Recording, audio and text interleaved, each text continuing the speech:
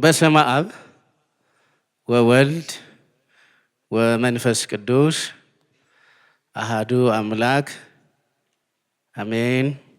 የምህረትና የቸርነት ባለቤት ዘመንን ጊዜን በምህረትህና በቸርነትህ ባርከህ የሰጠህን አባታችንና አምላካችን ልዑል እግዚአብሔር እንዲህ ባለ ሁኔታ እንድንሰበሰብ ያንተ የሆነውን የምህረት ቃል እንደገናም ቅዱስና ገናና ለሆነው ስምህም ምስጋናን እንድናቀርብ እንድንማር ስለረዳሃንና ስለምትረዳን በዚህ ቅዱስ ስፍራም ስለሰበሰብህን በሰማይ ያሉ ቅዱሳን መላእክት አመስግነው የማትጠገብ አምላክ ነህ።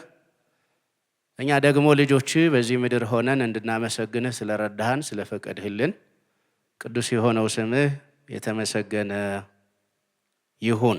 በቤተ ክርስቲያናችን የስያሜ አጠራር መሰረት ደብረ ዘይት ተብሎ ለሚጠራው የጌታችንን የመድኃኒታችንን የኢየሱስ ክርስቶስን እንደገና ወይም ዳግመኛ ወደኛ ተመልሶ እንደሚመጣ ለምናስብበት በጾም ሳምንታት ቁጥር 5ኛ ለሆነው ለዚህ ሰንበት ለዚህ ታላቅ በዓል የጾም እኩሌታ እየተባለ ለሚታወቀው ለደብረ ዘይት ሳምንት ሁላችሁን የሰማይና የምድር አምላክ እግዚአብሔር ጾም ከጀመራችሁበት ሱባኤ ከያዛችሁበት ወደ እግዚአብሔር በጸሎት በምህላ የበለጠ ከሌላው ጊዜ በተለየ መልኩ መቅረብ ከጀመራችሁበት ጊዜ ጀምሮ እስከ ዛሬ ድረስ በምህረቱ በቸርነቱ በኃይሉ ባለጠግነት ጠብቆ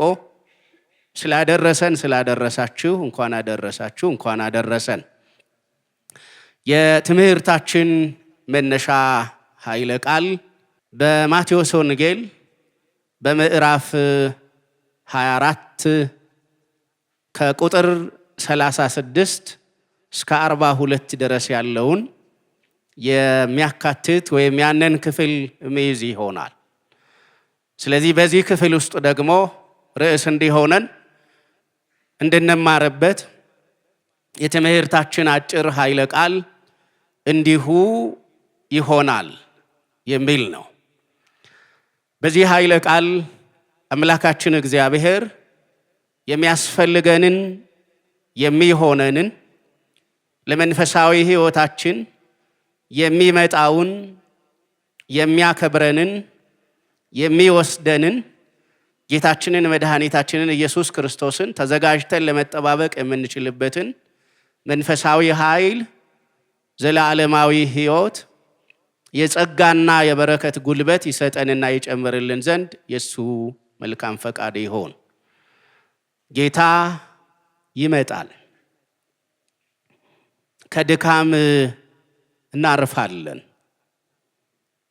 ከሰማይ በታች ባለው ዓለም ውስጥ የምንኖር እኛ ክርስቲያኖች ክርስቶስ በደሙ ሙሽራ ባደረጋት በቤተ ክርስቲያን ሁልጊዜ ጉባኤ የምናደርገውና የምንሰበሰበው ጌታ በክብር ደመና እንደሚመጣ አምነን ነው። ስለዚህ በክብር ደመና የሚመጣው ጌታችን መድኃኒታችን ኢየሱስ ክርስቶስ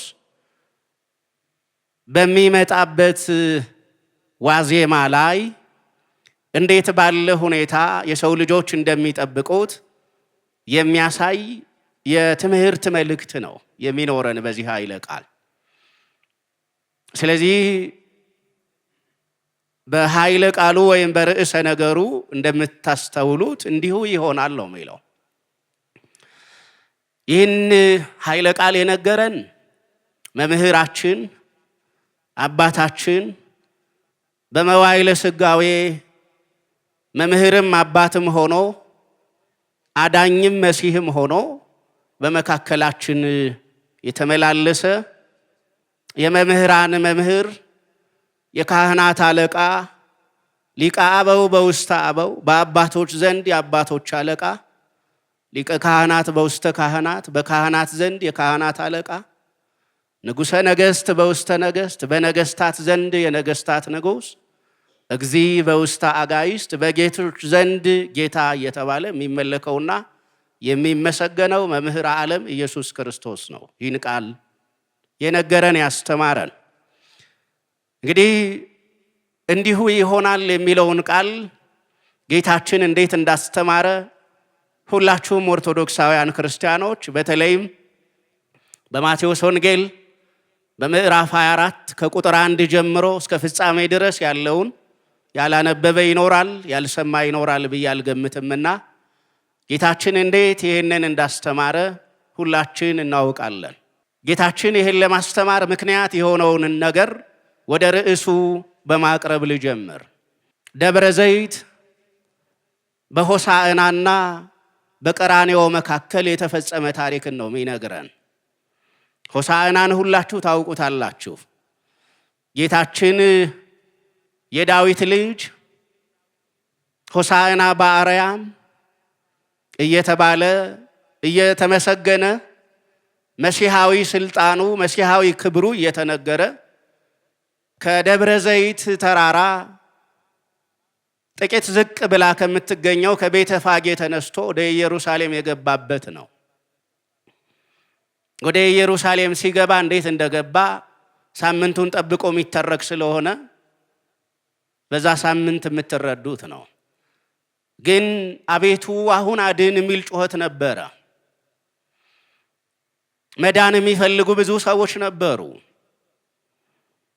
አዳኙ እንደተገለጠ የጽዮን ልጅ የዋህ ሆኖ ትሁት ሆኖ እንደመጣ በኪሩቤል ጀርባ ላይ የሚቀመጠው የዘላለም ንጉሥ በአህያ ጀርባ ላይ እንደተቀመጠ እግሮቹ በብርሃን ደመና ላይ የሚራመዱ ሰዎች ብዙ ጊዜና ብዙ ዘመን ከለበሱት ልብስ ላይ ሲራመዱ ያዩ ሰዎች መዳን የሚፈልጉ ሰዎች አቤቱ አሁን አድን እያሉ ይጮሁ ነበረ። ወደ ቤተ መቅደስ ሲገባ ግን የቤተ መቅደስ ሰዎች ከቤተ ፋጌ እንደተከተሉት ሰዎች አይደለም የተቀበሉት። የቤተ መቅደሱ አገልጋዮች የነበሩ ሰዎች ደግሞ ወደ ቤተ መቅደስ ለመግባት ስትመጣ ካንተ ፊትና ካንተ ኋላ የሚሰማ ድምፅ አለ። የዳዊት ልጅ የሚል ሆሳዕና የሚል አቤቱ አሁን አድን የሚል ድምፅ አለ። ስለዚህ ደቀ መዛሙርትህን ዝም እንዲሉ ንገራቸው የሚል ነበረ የቤተ መቅደሱ ሰዎች ቃል። ይሄ ከሆነ በኋላ ጌታችን መድኃኒታችን ኢየሱስ ክርስቶስ በማግስቱ እንደገና ተመልሶ ወደ ቤተ መቅደስ ሄደ። ወደ ቤተ መቅደስ የሄደውን ኢየሱስ ክርስቶስን ደቀ መዛሙርቱ አባቶቻቸው አይሁዳውያን በሰሩት የአባቶቻቸው የአይሁዳውያን እጅ ባከናወነው በአንድ ነገር ሊያስደንቁት ፈለጉና ትሬይኑ ህንጸ ንድቃሁ ለቤተ መቅደስ አሉት። የዚህን ቤተ መቅደስ የግንባታውንና የህንፃውን ውበት ታያለህን አሉት። አይናቸው ሰማያዊ በሆነው ጌታ ላይ ማረፍ ሲገባው አባቶቻቸው በሰሩት ድንጋይ ላይ አርፎ ነበረ። የጽዮን የመሰረት አለት በሆነው በክርስቶስ ላይ ልባቸው ማረፍ ሲገባው እነሱ ግን በሰው እጅ በተሰራና በሰው እጅ እንደገና በሚፈርስ ቤተ መቅደስ ግንባታ ውበት ላይ ልባቸውን አሳርፈው ነበረና ይኸው የአባቶቻችንን ስራ እኛ ታላቅ ህዝብ ነን፣ ታላቁን እግዚአብሔርን ለማምለክ ለእግዚአብሔር የሚሆንና የሚመጥን ታላቅ ቤተ መቅደስ ገንብተናል እና የቤተ መቅደሱ ግንባታ አይደንቅም ወይ አሉት። አያምሩም ወይ? ድንጋዮቹ አያምሩም ወይ አሉት። ጌታችን ለዚህ የሰጠው መልስ ነው ወደ ነገረ ምጽአቱ የሚወስደን። ለዚህ ደቀ መዛሙርቱ ስለ ቤተ መቅደሱና ቤተ መቅደሱ ስለተሰራበት ግንባታና ውበት በተናገረው ጊዜ ይህ ቤተ መቅደስ እንዲህ እንደምታዩት ድንጋይ በድንጋይ ላይ እንደተነባበረ አይቀርም አላቸው። አብዝተው ቤተ መቅደሱ ላይ ልባቸውን ላሳረፉ ሰዎች የሚያስደነግጥ ቃል ነው። ግንባታው 46 ዓመት እንደወሰደና እንደፈጀ ለሚያውቁ ሰዎች ይህ ቤተ መቅደስ ይፈርሳል፣ ድንጋዮቹ ይፈረካከሳሉ፣ ይህ ቤተ መቅደስ ይወድማል፣ ወደ ባዶነት ወደ ምድረ በዳነት አካባቢው ይቀየራል ብሎ መናገር የሚያስደነግጥ ነው። ስለዚህ ድንጋይ በድንጋይ ላይ እንደተነባበረ አይቀርም የሚለውን ሲሰሙ ደቀ መዛሙርቱ ወዲያው ወደ ልባቸው የድንጋጤና የፍርሃት ጥያቄ መጣ። ከዛም ቁጥር 2 ላይ ያለውን 24:2 ላይ ያለውን ጥያቄ አነሱ። ማይዜ ይከውን ዝንቱ፣ ይህ መቼ ይሆናል አሉ። ሰው እንደምታውቁት ነው። አንድ ነገር ይሆናል ሲባል የሚሆንበትን ጊዜ የማወቅ ከፍተኛ ረሃብና ጥማት በሰው ውስጥ አለ። ነገ እንደዚህ ይሆናል ብላችሁ ብትነግሩት እንኳን ሰው ነገ ስንት ሰዓት ላይ ብሎ ይጠይቃችኋል። ስለዚህ ደቀ መዛሙርቱ ይህ መቼ ነው የሚሆናሉ? መቅደሱ መቼ ነው የሚፈርሰው? ድንጋዩ የሚናደው፣ የመቅደሱ ውበት የሚደበዝዘው፣ ስርዓተ አምልኳችን የሚቋረጠው፣ ክብራችን ባዶ የሚሆንበት ጊዜው መቼ ነው ብለው ጠየቁ። ይህን ብቻ ጠይቀው አይደለም ያቆሙት። ወማይዜ ይከውን ህልቀተ ዓለም፣ የዓለም መጨረሻ ያንተስ የመምጫ ጊዜ መቼ ነው ብለው ጠየቁት። ከዚህ ተነስቶ ነው እንግዲህ በማቴዎስ ወንጌል 24 ላይ የምናገኛቸውን ጌታችን መድኃኒታችን ኢየሱስ ክርስቶስ በደብረ ዘይት ሆኖ ያስተማራቸውን የመምጣቱ ቅድመ ማስጠንቀቂያዎችና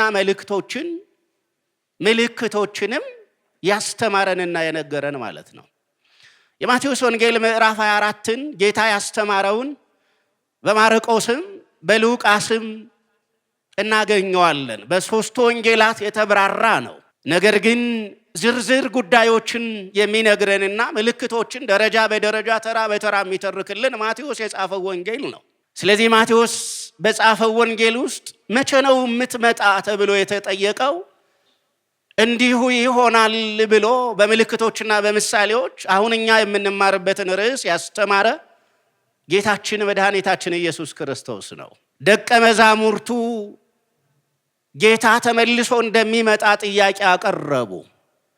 ጌታችን መድኃኒታችን ኢየሱስ ክርስቶስ ደግሞ በደብረ ዘይት ተራራ ላይ ሆኖ እርሱ ከመምጣቱ አስቀድሞ ስለሚሆኑ ነገሮች የምድር ዘመን የዓለም ታሪክ በራሱ በክርስቶስ ከመጠቅለሉና ከመደምደሙ አስቀድሞ የዓለም ምዕራፍ ሳይዘጋ የሰው ልጆች የምድር ላይ ጉዞ ሳይዘጋ ሳይጠቀለል በምድር ላይ በሰው ልጆች በክርስቶስ ቤተ ክርስቲያንና አማኞች የሚደርሰውንና የሚፈጸመውን ምልክት በዝርዝር አስቀመጠ። ምልክቶች ብዙ ናቸው። እነዛን ሁሉ በደብረ ዘይት ተራራ ጌታ ተቀምጦ ለደቀ መዛሙርቱ ያስተማራቸውን ምልክቶች መጽሐፍ ቅዱስ በማንበብ ነው የበለጠ በልባችን እነዛን ምልክቶች ማወቅና መረዳት እንደገና ደግሞ ዕለት በምንኖረው ክርስቲያናዊና መንፈሳዊ ሕይወታችንም ምልክቶችን በማየትና በማንበብ በማጥናት በማወቅ መኖር የምንችለው መጽሐፍ ቅዱሳችንን በደንብ በማንበብ ነው። ስለዚህ እኔ አጭር ለሆነ መልእክት የፈለኩት ጌታችን መድኃኒታችን ኢየሱስ ክርስቶስ ከመምጣቱ አስቀድሞና በሚመጣበት ጊዜ ከሚታዩ ምልክቶች መካከል አንዱን ምልክት ነው የወሰድሁት። እሱም ወበከመ ኮነ በመዋዕሊሁ ለኖህ ከማሁ ይከውን፣ በኖህ ዘመን እንደሆነ እንዲሁ ይሆናል የሚለውን ነው ወደ እናንተ መልእክት ለማስተላለፍ ርዕስ አድርጌ መነሻ አድርጌ እንዳስተዋወቅኩት የመረጥኩት። ጌታችን መድኃኒታችን ኢየሱስ ክርስቶስ አዎ እንዲመጣ እንናፍቃለን፣ እንዲወስደን እንናፍቃለን። ልጆቹ ነንና አባታችን ባለበት መኖር እንናፍቃለን። በዮሐንስ ወንጌል ምዕራፍ 14 ላይ ከኛ የሚሄድበትን ዓላማ ሲያብራራ እሄዳለሁ ወደ አባቴ፣ በአባቴ ዘንድ ብዙ ቤቶችና ማደሪያዎች አሉ፣ ለናንተ ስፍራ አዘጋጃለሁ፣ ተመልሼ የምመጣና ምን እላችኋለሁ ነው እወስዳችኋለሁ። የሚያሳርፍ የተስፋ ቃል ነው። የሚያሳርፍ ደስ የሚያሰኝ የተስፋ ቃል ነው። ሐዋርያው ቅዱስ ጳውሎስ ይህንን ቃል ተስፋ አድርጎ በመልእክቱ በምድር ያለው ለሥጋ የተሰራው ድንኳን የሆነው መኖሪያችን ቢፈርስ አንጨነቅም አለ። በሰማይ ምን አለንና ነው የሚለው? ቤት አለንና ይላል። በሰማይ ቤት አለንና፣ በብርሃኗ ከተማ ቤት አለንና፣ በእግዚአብሔር ዘንድ ቤት አለንና፣ በዚህ ከሰማይ በታች ባለው ዓለም ቤት አልባ ነን። መኖሪያ ቤት የለንም፣ ስፍራ የለንም። ቤት ቢኖረንም ጉልበት ያላቸው ሰዎች መጥተው ቤታችንን ሊነጥቁን ይችላሉ። ስፍራ ቢኖረንም ስፍራችንን በሆነ አጋጣሚ ልናጣው እንችላለን። ሀገር ብለን የምንመካበትና ደረታችንን የምንነፋበት የሆነ ነገር ቢኖረን እንኳን እሱንም በልዩ አጋጣሚ ልናጣው እንችላለን። አንዴ ከተቀበልነው በኋላ የማናጣው፣ ከገባንበት በኋላ የማንወጣበት የማን ቤት ነው ያለን? የአባታችን የእግዚአብሔር ቤት አለን። ስለዚህ እኛ ልጆቹ በምድር ላይ ድንኳን ቀልሰን ይሆናል። ነገር ግን ድንኳኑ አርጅቶም ሊሆን ይችላል። ቅድም ባልኩት በልዩ ምክንያትም ሊፈርስ ይችላል። የማያረጅ ብል የማይበላው፣ ሌባ የማያስፈራው፣ ሰረቃለሁ ሌባ የሆነ ነገር ያመጣብኛል፣ አደጋ ይፈጥርብኛል ብለን በግራችን በቀኛችን በፊታችን በኋላችን ከልዩ ልዩ አደጋ ከሚጥሉ ሰዎች የተነሳ በፍርሃት የምንባክንበት ዘመናችንና ጊዜያችን አልቆ ለዘላለም በደስታ በጸጥታ በእርጋታ በምስጋና የምንኖርበት ጌታ ያዘጋጀልን መጥቶ ሲወስደን የምንረከበው ቤት አለን። ስለዚህ ጌታችን መድኃኒታችን ኢየሱስ ክርስቶስ እንዲመጣ እንናፍቃለን። እንዲያውም ዮሐንስ በመጨረሻው ምዕራፉ ላይ በራእይ መጽሐፉ ያለውን ሁላችንን እንዘምረዋለን። ማራናታ የሚል ዝማሬ አለን። የቃሉ ፍቺ ሁላችሁ እንደምታውቁት ጌታ ሆይ መቼና ማለት ነው፣ ቶሎና ማለት ነው። የዮሐንስ ራእይ ቶሎ የሚሆነውን ነገር ነው የሚነግረን። ስለዚህ ጌታ ሆይ ቶሎና የሚል ነው። ይህን ዝማሬ እንዘምራለን። ጌታ ቶሎ ቢመጣ ግን አሁን ያለችዋን ዓለም ምን ይውጣት ይሆን? ጌታ ቶሎ ቢመጣ ራሳቸውን ለጌታ አሳልፈው ያልሰጡ ሰዎችን የሚውጣቸውን የሲኦል ጨለማ ስናስብ ሐዘናችን ይበረታል።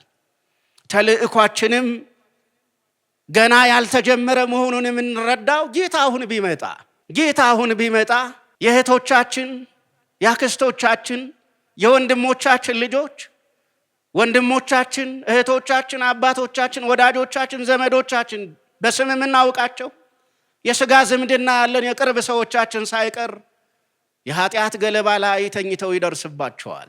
ከዚህ በላይ ደግሞ የሚያሳዝን ነገር የለም። ነገር ግን በዚህ ቃል ውስጥ ምሳሌ አድርጎ የሰጠን ነገር ደግሞ ወደዚህ ይወስደናል እና ጌታችን መድኃኒታችን ኢየሱስ ክርስቶስ ሲመጣ በምድር ላይ ሰዎች እንዴት እንደሚጠብቁት ሲናገር ይህንን የኖህን ታሪክና የኖህን ዘመን ምሳሌ አድርጎ አቀረበ። የኖህ ዘመን ለሁላችሁ የተሰወረ ታሪክ አይደለም። የኖህ ዘመን በመጀመሪያው የመጽሐፍ ቅዱስ ክፍል በኦሪት ዘፍጥረት ምዕራፍ 6፣ ምዕራፍ 7፣ ምዕራፍ 8 ላይ የተጻፈ ነው። በተለይ ሁለቱ 6ኛውና 7ኛው ምዕራፍ የኖህን ዘመን ቁልጭ አድርገው ጌታ ከመምጣቱ አስቀድሞ እና በሚመጣበት ጊዜ የሰው ልጆች እንዴት ባለ መንገድ እንደሚጠብቁት የሚያሳዩ ምሳሌ፣ ፍቺ፣ ትርጉም የሚሆኑ ናቸው። ታስታውሳላችሁ? ዘፍጥረት 6 ላይ ወሶበ አሃዙ ደቂቀ ሰብእ ይብዝሑ በዲበ ምድር ተወልዳ ሎሙ አዋልድ ለሐያት ወሰናያት ነው የሚለው። የሰው ልጆች በምድር ላይ መብዛት በጀመሩ ጊዜ መልከ መልካም ሴቶች ተወለዱላቸው ይላል። ወሶበ ርዩ ደቂቀ እግዚአብሔር የእግዚአብሔርም ልጆች እነሱን ባዩ ጊዜ ኑ ንረድ ወንንሳ አሐደ አሐደ ኑ የሰው ልጆች መልከ መልካም ሴቶች ወደ ሆኑ እንውረድ፣ ከነሱ ጋር እንቀላቀልና ለራሳችን ከነሱ ሚስት አድርገን እንውሰዳሉ ይላል። የእግዚአብሔር ልጆች ስፍራቸውን ሲለቁ ያሳያል። የማን ልጆች ስፍራ ሲለቁ? የእግዚአብሔር ልጆች ስፍራቸውን ምን ሲሉ? ሲለቁ። ጌታ ከመምጣቱም አስቀድሞ የሚሆነው አንዱ ይሄ ነው። እኛ የእግዚአብሔር ልጆች ስፍራችንን እንለቃለን። የቅድስናውን ስፍራ ለቀን የርኩሰት ስፍራ ላይ እንገኛለን። የሚያሳዝነው ይሄ ነው። መንፈሳዊውን ምስጋና ትተን ዓለማዊውን ዘፈን ስንዘፍን እንታያለን። የእግዚአብሔር ልጆች ከሆን በኋላ ጸጋችንን ተገፈን ያለ ጸጋ ራቆታችንን ቆመን እንታያለን። ስለዚህ ጌታ ከመምጣቱ አስቀድሞ አንዱ የሚሆነው ነገር ለካ ስፍራችንን እንለቃለን። ስፍራችን ላይ አንገኝም። መድኃኔዓለም ሲመጣ ስፍራችን ላይ ለመገኘት እንድንችል እሱ በቸርነት ይርዳል። ግን ይሁ ተመልከቱ፣ ዝም ብላችሁ እስቲ ወደ ቀኝ ወደ ግራ ሂዱ እስኪ። በጣም ብዙ ወንድሞቻችን እኮ ስፍራ ለቀዋል። አብረውን ለቅዳሴ ወደ ቤተ ክርስቲያን ይወጡ የነበሩ ዛሬ ወገኖች አስከፊ ኃጢአት ውስጥ አስደንጋጭ ህይወት ውስጥ እናገኛቸዋለን። ከበሮ እየመቱ ያሸበሽቡ የነበሩት ዛሬ ህይወታቸው በዳንኪራ ውስጥ ወድቀዋል። ትናንትና አይናቸውን ቀና አድርገው ማራናታ ይሉ የነበሩ ዛሬ አብረውን አሉ እንዴ? የሉም፣ ስፍራ ለቀዋል። ስለዚህ የጌታ ምጽአት የሚያስፈራው አንዱ ለምንድን ነው ከተባለ ስፍራችንን ለቀን ምን እንዳይልብን እንዳይመጣብን። ስፍራችንን ከለቀቅን በኋላ ስፍራችን ላይ ሲመጣ እንዳንታጣ። የሚያሳዝነው እሱ ነው። መጠንቀቅም የሚገባን እንደዚህ ነው። ምክንያቱም የኖህ ታሪክ የተዘጋጁ ሰዎች እና ያልተዘጋጁ ሰዎች ታሪክ ነው። የተጠነቀቁና ያልተጠነቀቁ ሰዎች ታሪክ ነው። ስለዚህ የመጀመሪያው አያችሁ የጥፋት ውሃ ከመምጣቱ አስቀድሞ የእግዚአብሔር ልጆች ስፍራቸውን ምን ብለዋል? ለቀዋል። የቅድስና ስፍራ ስንለቅ ደግሞ የእግዚአብሔር ልጆች ተብለን የምንጠራበት ስማችን ምን ይላል? ይለወጣል።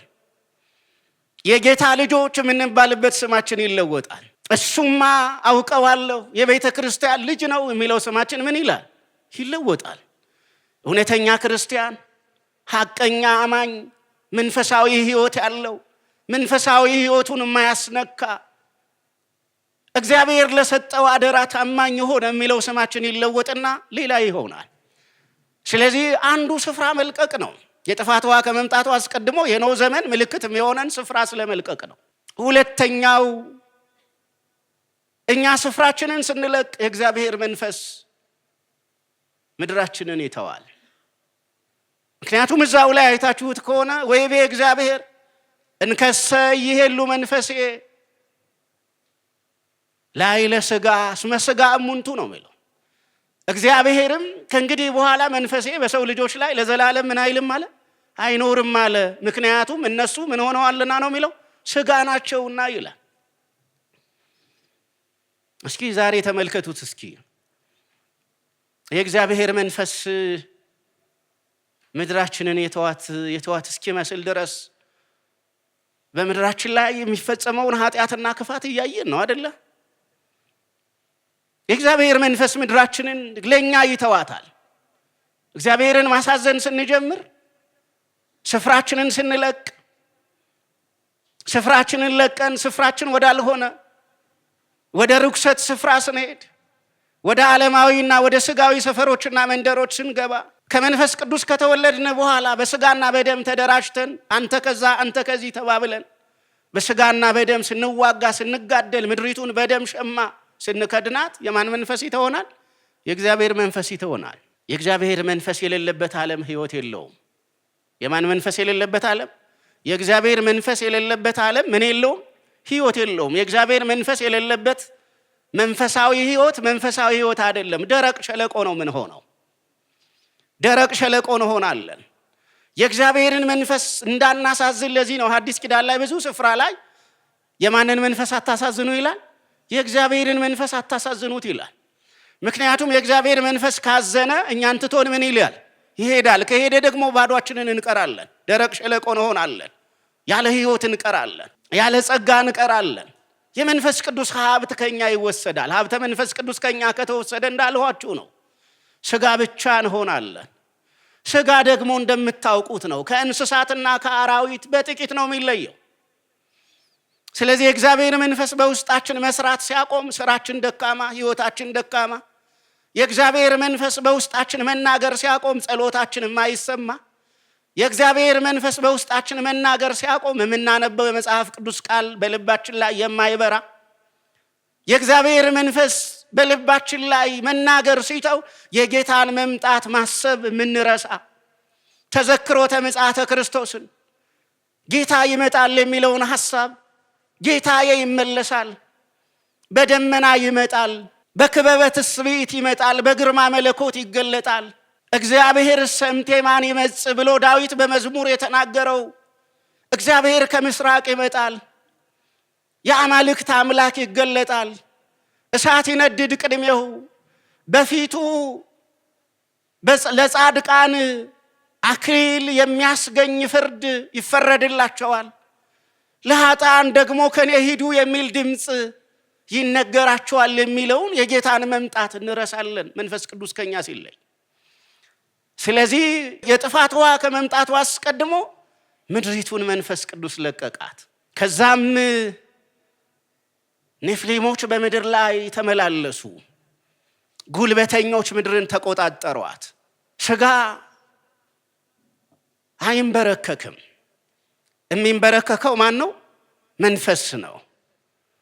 ሥጋ ተገዶ ካልሆነ በቀር መንበርከክን አይወድም፣ ትህትናን አይወድም። መንፈስ ግን ደስ እያለው በእግዚአብሔር ፊት መንበርከክን ይወዳል።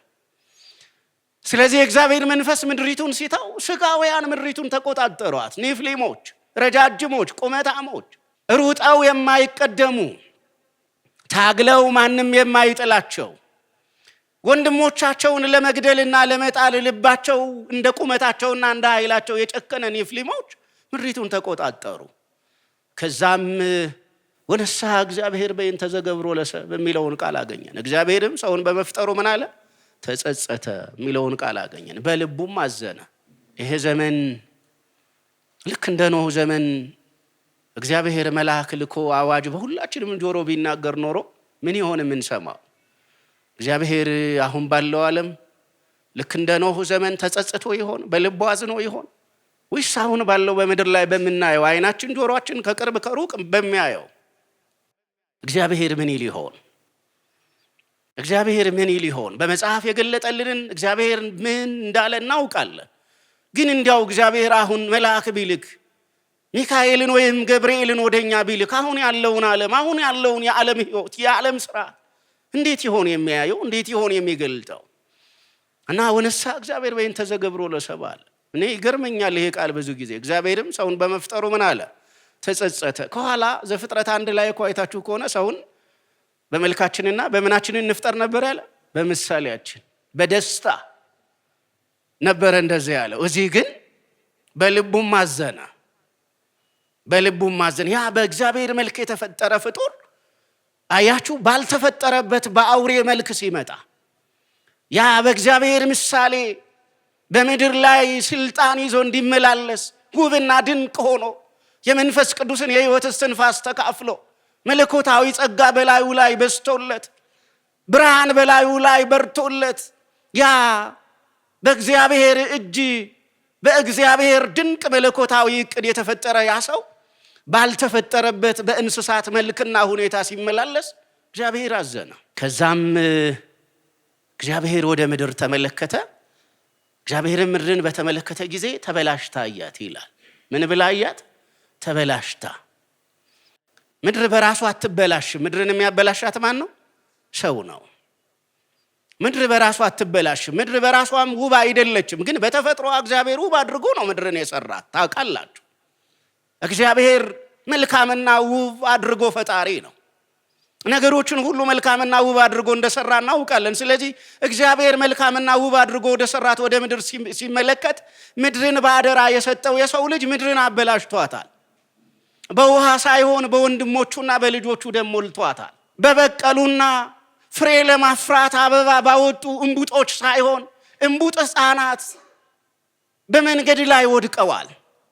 ወደ መቃብር የሚወስዳቸው ሰው እንኳን የሌላቸው፣ ወደ መቃብር ወደ አፈር እንኳን የሚወስዳቸው አፈር የሚለብሳቸው የሌላቸው ብዙ ሰዎች ወድቀው እግዚአብሔር ወደ ምድር ሲመለከት አየ። ከዛም እግዚአብሔር የጥፋት ውሃን ምን እላለሁ አለ? አመጣለሁ። ስለዚህ ኖህ መርከብ አዘጋጅ አለው። ከዛም እንደምታውቁት የጥፋት ውሃ ድንገት መጣ። የጥፋት ውሃ ሲመጣ ግን ወደ መርከቢቱ የገቡ ኖህና የኖህ ምኖች ናቸው? ቤተሰቦች። ጌታ ይህንን ትምህርት አስታወሰ። ከማሁ ይከውን አለ። ወበከመ ኮነ በመዋዕሊሁ ለኖህ ከማሁ ይከውን ምጽአቱ ለወልደ እጓለ እመሕያው። የኖህ ዘመን እንደሆነ ሁሉ የሰው ልጅ መምጣትም እንዲሁ ይሆናል አለ።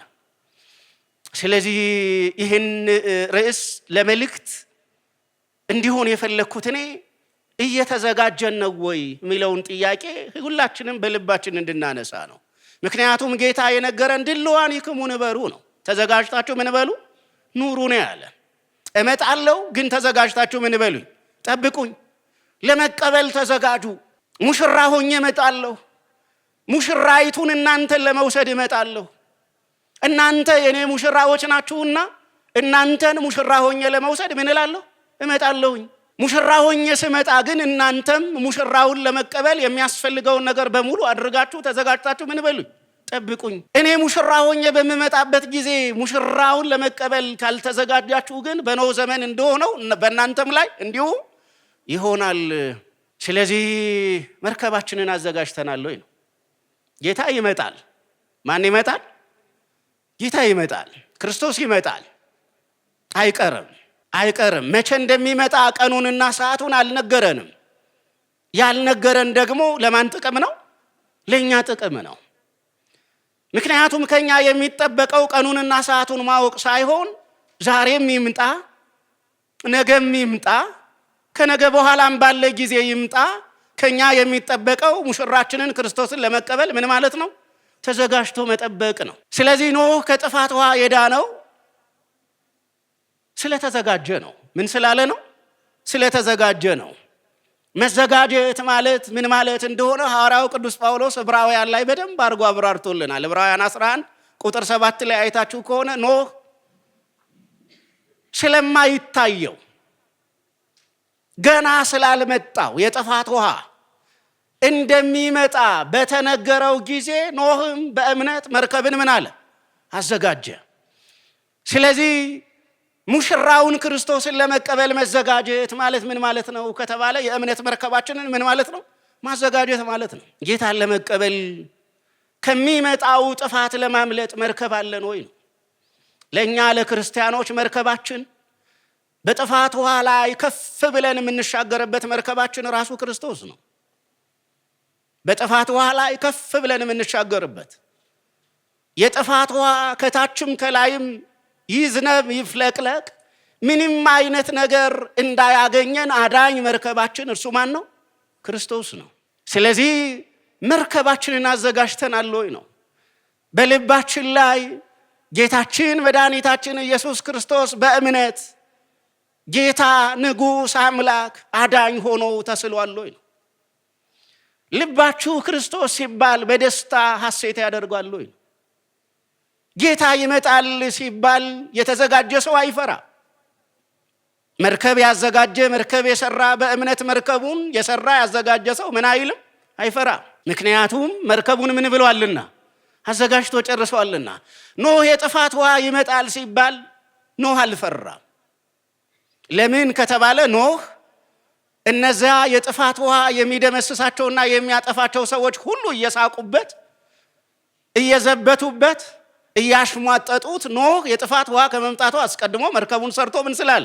ስለጨረሰ ማለት ስለጨረሰ። ዛሬ አንዳንዶቹ ጌታ ይመጣል ስንላቸው ተራ ነገር ሊመስላቸው ይችላል። ሰማይና ምድር ያልፋል ይጠቀለላል ስትሏቸው ሰማይና ምድር የማያልፍና የማይጠቀለል ይመስላቸዋል። ያሉበትና የሚኖሩበት ቤታቸው ውብ ስለሆነ ከዚህ እኔ ከሚኖሩበት ውብ ቤት የበለጠ እግዚአብሔር ቤት አይሰጠኝም ብለውም እግዚአብሔር ላይ የሚያምፁ ሰዎች ይኖራሉ። ጌታ ይመጣና ያሳርፋቸዋል ሲባል ለኔማ ማረፊያ ይሄኛው ፍራሽ ነው፣ ይሄኛው ፎም ነው እያሉ አልጋቸውን የሚጠቁሙና የሚሳለቁ ይኖራሉ። ነገር ግን እንዲህ ያለ ድምጽ በምንሰማበት ጊዜ ኖህ ያደረገውን ማድረግ በእምነት መዘጋጀት። የጥፋት ውሃ ሲመጣ ግራ አንጋባ። ኖህ የጥፋት ውሃ ሲመጣ ግራ አልተጋባም። ምዕራፍ 7 ላይ እግዚአብሔርም እንዲህ አለው ይላል፣ ኖህን አንተና ቤተሰብህ የጥፋት ውሃን በምድር ላይ የማመጣ ነኝና ወደ መርከቢቱ ምን በላለው ነው የሚለው? ግባ አለው ነው የሚለው። ስለዚህ ኖህ ከነ ቤተሰቡ ወደ መርከቢቱ ምን አለ? ገባ። የጥፋት ውሃ አላገኘውም። ስለዚህ ጌታችን መድኃኒታችን ኢየሱስ ክርስቶስ የነገረ ምጽአቱን ትምህርት በታሪክ አስተማረን። ከኖህ ታሪክ ተማሩ አለን። ከማን ተማሩ? ከኖህ ተማሩ አለን። ኖህ ለእኛ መምህራችን ነው። የኖህ ታሪክ ያስተምረናል። የጥንት ታሪኮች ያስተምሩናል። የመጽሐፍ ቅዱስ ታሪኮች ለእኛ እጅግ በጣም ውብና ድንቅ ትምህርት አላቸው። ስለዚህ እንዲሁ ይሆናል ብሎ ነው ያለን። ጌታችን መድኃኒታችን ኢየሱስ ክርስቶስ ሲመጣ የሚሆነውን ማለት ነው። አሁን ያለውን ዓለም እስኪ ዝም ብላችሁ ተመልከቱት። በኖህ ታሪክ ላይ የምናገኛቸውና የምናነባቸው የጥፋት ውሃ ለመምጣቱ ምክንያት የሆኑ ምልክቶች ሁሉ አሁን አሉ፣ በሰው ሕይወት ውስጥ እናያቸዋለን። ዓለማችንን እስኪ ተመልከቷት። ከእግዚአብሔር ጋር ጦርነት ላይ እኮ ናት። ከእግዚአብሔር ጋር ግብግብ ውስጥ እኮ ናት። የሰው ልጅ በራሱ ክንድና በራሱ ኃይል፣ በራሱ ጥበብ፣ በራሱ ስልጣን፣ በራሱ ፖለቲካዊ ፍልስፍና እየታመነና እየተመካ ነው ያለው። ሰው መድኃኒቱን ምድር ላይ እየፈለገ ነው። ሰው መድኃኒቱን ከሰው እጅ እንደሚያገኝ እያሰበ ነው። የጌታ መስቀል ተረስቷል። በመስቀሉ በኩል አድርጎ በአብ ቀኝ የተቀመጠው ጌታም ተረስቷል። ስለዚህ ምድራችን አሁን ያለችበት ሁኔታ የኖህን ዘመን የሚያስታውሰን፣ ጌታ ያስተማረውን ትምህርት የሚያስታውሰን ነው። አዎ ጌታችን መድኃኒታችን ኢየሱስ ክርስቶስ በደብረ ዘይት ላይ ሆኖ ወደ ኋላ ተመልሶ ኖህን አስታወሰን፣ ተዘጋጁ አለ። ስለዚህ የጌታችን የመድኃኒታችን የኢየሱስ ክርስቶስን ነገረ ምጽአቱን ስንማር፣ በደብረ ዘይት ያስተማረውን ትምህርት ስንማር አንዱ ልናስበው የሚገባ ነገር ግብተ ይመጽእ ከመሰራቂ፣ ጌታ ድንገት እንደ ሌባ ምን ይላለው ይመጣል የሚለውን ቃል ማስታወስ አለብን። ድንገት እንደ ሌባ ይመጣል። ጌታችን መድኃኒታችን ኢየሱስ ክርስቶስ በማሰሯችን ውስጥ ዘይት ሳናስቀምጥ፣ በማሰሮ ልባችን ውስጥ ፍቅር ሳናስቀምጥ፣ በማሰሮ ህሊናችን ውስጥ ትህትናን፣ ምጽዋትን፣ ጸሎትን፣ መንፈሳዊ ምግባራትን ሳናስቀምጥ ማሰሯችን ዘይቱ ጎድሎ ሳለ ጌታ እንዳይመጣ፣ ሙሽራው እንዳይመጣ የጥፋት ውሃ ከመምጣቱ አስቀድሞ ቸልተኛ እንደነበሩ የኖህ ዘመን ሰዎችና የኖህ ዘመን የታሪክ ተወቃሽ ወገኖች እኛን ሊመስሉ አይገባም። ስለዚህ ዛሬ ከኛ የሚጠበቀው በደብረ ዘይት መምህር የሆነንን ጌታን ጌታ ሆይ እንደምትመጣ አምናለሁ፣ አምላኬ ሆይ የሰጠህ ቀጠሮ የማይቀር ቀጠሮ ነው፣ በጽኑ ቀጠሮ በመስቀል ላይ ደምህን አፍስሰህ ልታድነኝ የመጣህ ጌታ እንደገና በክብር እንደምትመጣ አምናለሁ፣ አውቃለሁ። ለመሞት ወደ እኔ ለመምጣት ያልፈራኸው እምቢ ያላልከው ፈቃደኛ የሆንከው አንተ ጌታ ክብርህን ለእኔ ለመግለጥ እኔንም በአንተ ክብር አጠገብ ለማቆም እንደምትመጣ አምናለሁ፣ አውቃለሁ። ስለዚህ ጌታዬ ሆይ ለዚህ የበቃውና የተዘጋጀው እንደሆን እርዳኝ እያሉ ጌታን በደብረ ዘይት ያስተማረውን መምህር እያሰቡ እየተዘጋጁ መኖር ይጠይቀናል። ደብረ ዘይት እንደምታውቁት ነው። ጌታችን መድኃኒታችን ኢየሱስ ክርስቶስ እዚህ ቦታ ላይ በተደጋጋሚ ትልልቅ ትምህርቶችንና ተአምራቶችን አድርጓል። ጌታችን የከተማ መምህር አልነበረም። ማልተ ይሜህር ወይ ውዕል በምኩራብ ወሌሊተ ይበይት ውስተ ደብረ ዘይት ነው የሚለው። ቀን ቀን በቤተ መቅደስ በምኩራብ ሲያስተምር ይውላል። ማታ ተመልሶ ግን በደብረ ዘይት ዋሻ ምን ይል ነበረ? ያድር ነበረ። በከተማ ማደሪያ ቤት ስላልነበረ አይደለም። በከተማ የሚያውቃቸው ጥቂት ሰዎች ስላልነበሩ አይደለም። ወደኛ ቤት ግባና አደርልን የሚሉት ሰዎች ምናልባት ሊኖሩ ይችሉ ይሆናል። ነገር ግን ጌታችን መድኃኒታችን ኢየሱስ ክርስቶስ የከተማ መምህር አልነበረም። ራሱን ዝቅ አድርጎ በትህትና እሱን እንዴት መጠበቅ እንዳለብን፣ እንዴት ተዘጋጅተን መኖር እንዳለብን ሊያስተምር በሚችል መልኩ ቀን ቀን በምኩራብ ሲያስተምር ይውላል፣ ሲፈውስ ይውላል፣ ሲረዳ ይውላል። ለተቸገረ ሰው ሲረዳ ሲያማክር ይውላል። የቤተ መቅደስ አገልጋዮች የተቸገረ ሰው ሲመጣ ልማዱ ነው ብለው ትተውት ይሄዳሉ። ጌታ ግን ልማዱ ነው ብሎ ትቶት አይሄድም። ካህናት የተቸገሩ የታመሙ ሰዎች ሲመጡ ጥቂት ፈቀቅ ብላችሁ ሳንቲም ሰብስቡ፣ ለምኑ፣ ምጽዋት ጠይቁ ይሏቸዋል።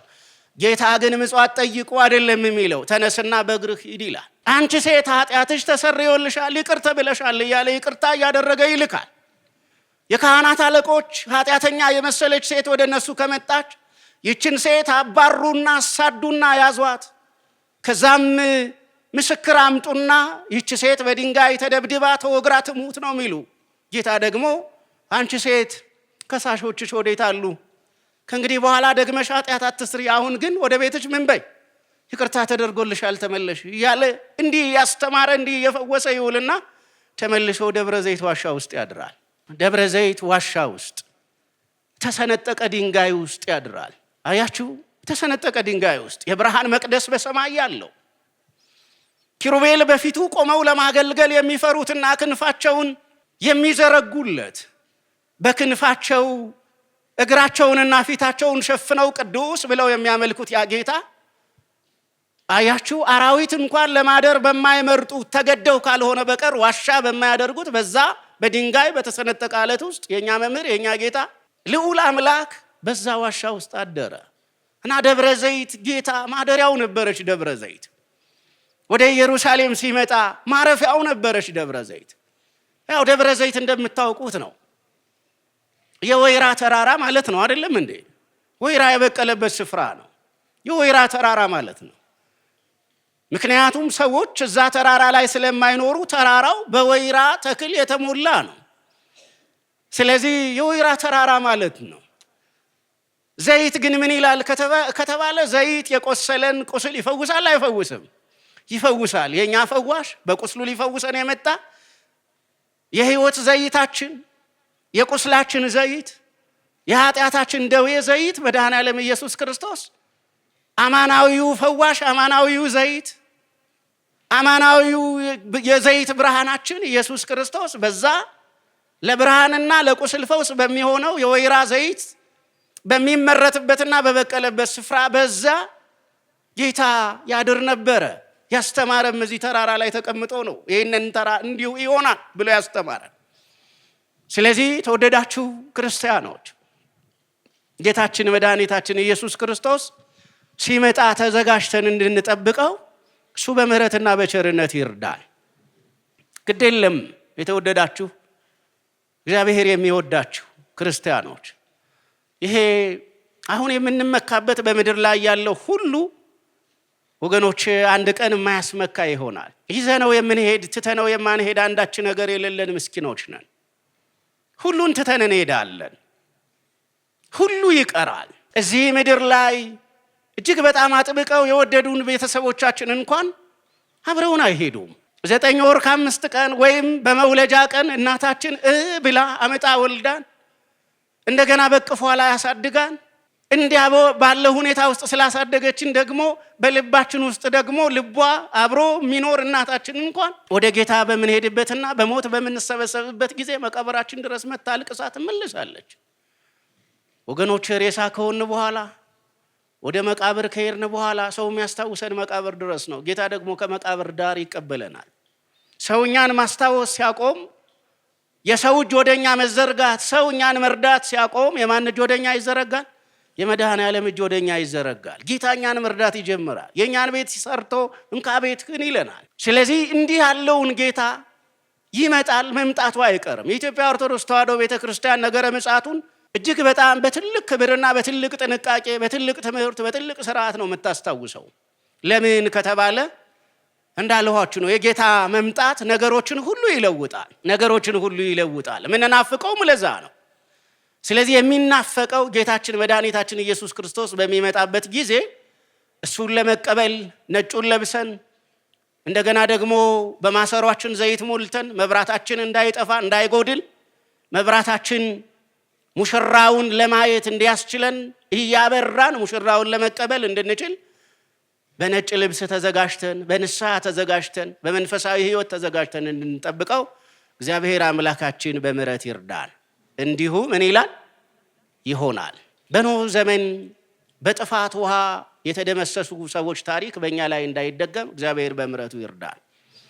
በኖህ ዘመን መርከብ ማዘጋጀትና ከጥፋት ውሃ መዳን የሚችሉ ሰዎች መርከብ ሳያዘጋጁ ቀርተው ያለ መርከብ ባዷቸውን ሆነው በጥፋት ውሃ እንደጠፉ እኛም ያለ መርከባችን ያለ ክርስቶስ ያለ መርከባችን ያለ ቤተ ክርስቲያን ያለ መርከባችን ባዷችንን ሆነን ያለ ሕይወት መርከባችን ያለ ወደባችን ተሳፍረን እንዳንጠፋ እንዳንገለበጥ አደጋ እንዳይደርስብን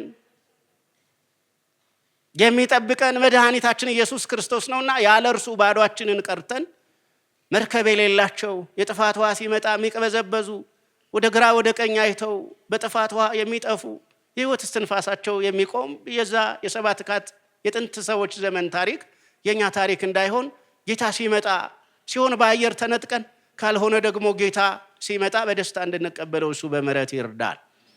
እንዲሁ ይሆናል ብሎ ያስተማረን ጌታችን መድኃኒታችን ኢየሱስ ክርስቶስ የደብረ ዘይቱ መምህር፣ በደብረ ዘይት ዋሻ ያድር የነበረው መድኃኒታችን ኢየሱስ ክርስቶስ እኛንም በዚህ ምድር ላይ በምንኖርበት በቀሪ ዘመናችን በሃይማኖት ጸንተን እንድንኖር እሱ ይርዳል።